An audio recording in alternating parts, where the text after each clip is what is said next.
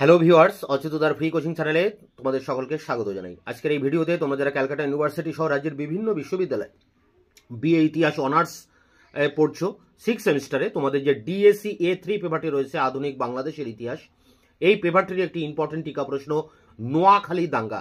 এই নোয়াখালী দাঙ্গার অ্যান্সার নিয়ে আলোচনা করছি এই ভিডিওতে। দেখো উত্তরটি যেভাবে লিখবে, 1946 সালে ভারতীয় উপমহাদেশের অনেক অংশে সময়টা ছিল উত্তেজনাপূর্ণ। ব্রিটিশরা তাদের মূল্যবান উপনিবেশকে স্বাধীনতা দেওয়ার প্রতিশ্রুতি দিয়েছিল, কিন্তু ক্ষমতা হস্তান্তরের বিষয়ে কোনো সুনির্দিষ্ট সিদ্ধান্ত ছিল না। মুসলিম লীগ পাকিস্তান নামে একটি পৃথক মুসলিম রাষ্ট্রের দাবি করেছিল। ভারতীয় জাতীয় কংগ্রেস এতে একমত হয়নি।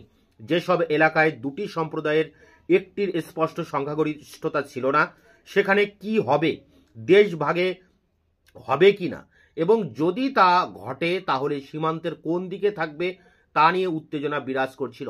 এই উত্তেজনা কিছু জায়গায় বিক্ষিপ্ত দাঙ্গার সৃষ্টি করেছিল। মুসলিম লীগ প্রত্যক্ষ কর্মের ডাক দেয় এবং তাদের শক্তি প্রদর্শনের জন্য 1946-এর 16ই আগস্টকে প্রত্যক্ষ কর্মদিবস হিসেবে ঘোষণা করা হয়। লীগ নেতারা তাদের পাকিস্তানের দাবি পূরণের জন্য প্রত্যক্ষ কর্ম ডাক দেন।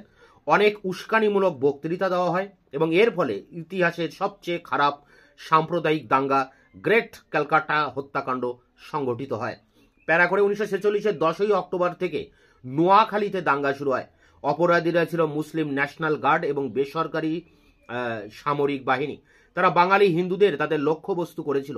দুর্ভাগ্যবশত হোসেন শহীদ সোহারা ওয়ার্দির নেতৃত্বাধীন বাংলার মুসলিম লীগ সরকার দাঙ্গাকারীদের সক্রিয়ভাবে দমন করেনি। মুসলিম লীগ নেতারা সাম্প্রদায়িক প্রচারের সাথে সাথে তাদের সমর্থকরা প্রয়োজনে জোর করে পাকিস্তান দখল করতে চেয়েছিল।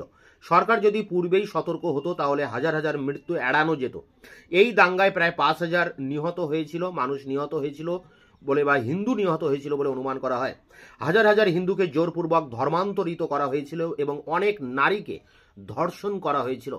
সম্পত্তি লুট করা হয়েছিল, বাড়িঘর দোকান লুটপাট পুড়িয়ে দেওয়া হয়েছিল, মন্দিরগুলিকে অপবিত্র করা হয়েছিল। চট্টগ্রাম অস্ত্রাগার লুণ্ঠনে অংশগ্রহণকারী এবং ব্রিটিশদের দ্বারা 16 বছর কারাদণ্ড প্রাপ্ত বিপ্লবী নেতা লালমোহন সেন দাঙ্গার সময় জনতার হাতে নিহত হন। প্যারা করে দেখো, মুসলিম লীগ সরকার সংবাদপত্রে সহিংসতার খবর প্রকাশ রোধ করার চেষ্টা করেছিল। তারা নোয়াখালী ঘটনাবলী সম্পর্কে অবসরপ্রাপ্ত বিচারক এডওয়ার্ড স্কিনার সিম্পসনের একটি প্রতিবেদনও ধামাচাপা দেয়। অনেক ভারতীয় সামাজিক ও রাজনৈতিক সংগঠন এনে কার্যক্রমের জন্য এগিয়ে এসেছিল। সংগঠনগুলির মধ্যে ছিল ভারত সেবাশ্রম সংঘ, কংগ্রেস, ভারতের কমিউনিস্ট পার্টি, হিন্দু মহাসভা, সুভাষচন্দ্র বোসের ভারতীয় জাতীয় সেনাবাহিনী, আর্য সমাজ ইত্যাদি। মহাত্মা গান্ধী তার অহিংসার বার্তা ছড়িয়ে দিতে এবং দাঙ্গাবাজদের থামাতে অনুরোধ করার জন্য অশান্ত এলাকা পরিদর্শন করেছিলেন। যদিও এক্ষেত্রে তিনি ব্যর্থ হয়েছিলেন, তবে তার উপস্থিতি কিছুটা শান্তি এনে দিয়েছিল। তিনি এই দাঙ্গাগুলিকে তার অহিংসার নীতির পরীক্ষা হিসেবে দেখেছিলেন। সোহরা ওয়ার্দি যখন তার সরকারের উপর হত্যার অভিযোগ এড়াতে চেষ্টা করেছিলেন, তখন স্বাভাবিকভাবেই শান্ত গান্ধী রাগের সাথে বলেছিলেন, হ্যাঁ, আপনি কেবল সেই হত্যার জন্যই নয়, বাংলায় হিন্দু মুসলিম যে প্রাণ হারিয়েছেন তার জন্য দায়ী। প্যারা করে দেখো, নোয়াখালী দাঙ্গার ফলে প্রায় 50,000 মানুষ গৃহহীন হয়ে পড়ে। গণহত্যা এবং জোরপূর্বক ধর্মান্তরকরণে অনেকেই অন্য এলাকায় পালিয়ে যায়। শরণার্থীদের কলকাতায় পাঠানো হয়। যদিও ত্রাণ ব্যবস্থা আনার পর মানুষের অভিবাসন বন্ধ হয়ে যায়, দেশ বিভাগের ঘোষণার পর তা আবার শুরু হয়। এবার শরণার্থীদের আগমন ছিল আসাম, ত্রিপুরা এবং পশ্চিমবঙ্গে পরিণত হওয়া অঞ্চলগুলিতে।